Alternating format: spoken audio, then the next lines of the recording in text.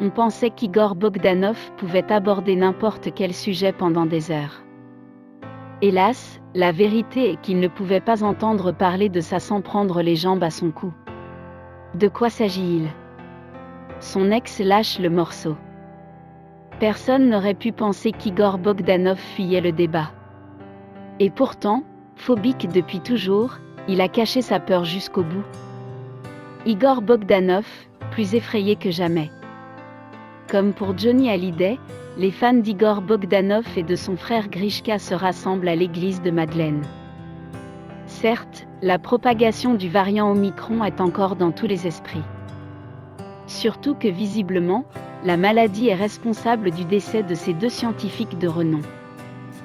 Dans quelques jours, l'enterrement aura lieu dans le sud de la France et précisément à Saint-Lary. Amoureux de la région depuis leur enfance, les jumeaux ne pouvaient pas rêver d'un meilleur endroit pour reposer en paix.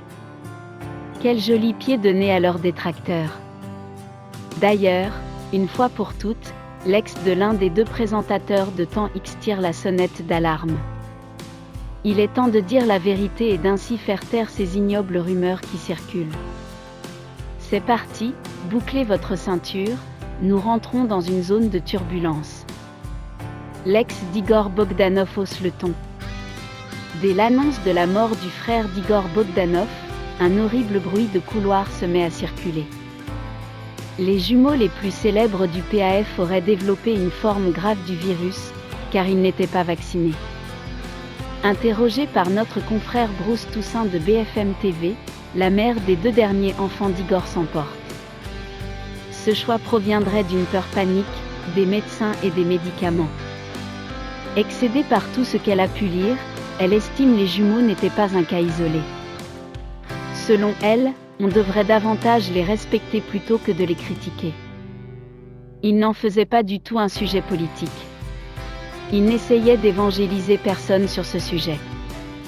En guise d'exemple, elle nous précise que son ex n'a jamais pris autre chose qu'une aspirine de temps en temps quand il avait mal à la tête. Sur les réseaux sociaux, le départ d'Igor Bogdanov et de son frère attriste autant qu'il ne fait jaser. D'ailleurs, personne n'était capable d'estimer leur âge tant ils avaient l'air d'aller bien. À l'instar de ce que racontait leur ami Pierre-Jean Chalençon, Amélie de Bourbon-Parme persiste et signe. Ils avaient tous les deux 72 ans et étaient en pleine forme. Très vite, le mot est lâché. Ils se pensaient intouchables, voilà.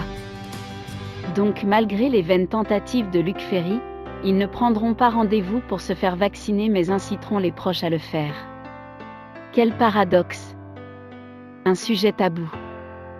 Très vite, la mère des deux petits derniers d'Igor Bogdanov précise qu'avoir une phobie, ce n'est pas évident à gérer. Et oui, chers lecteurs d'Objeco, même pour ces deux scientifiques qui avaient tant à cœur de nous transmettre des connaissances. Ça touche à des choses très INT astérisque mais. Elle en appelle ainsi à notre bon sens et bienveillance.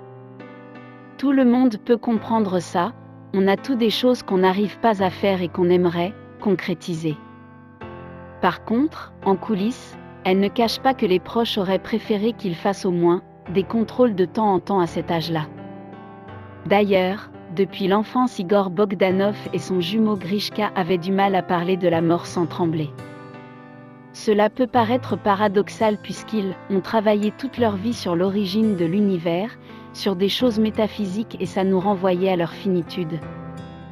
Enfin, pour conclure, elle raconte cette étonnante et émouvante anecdote.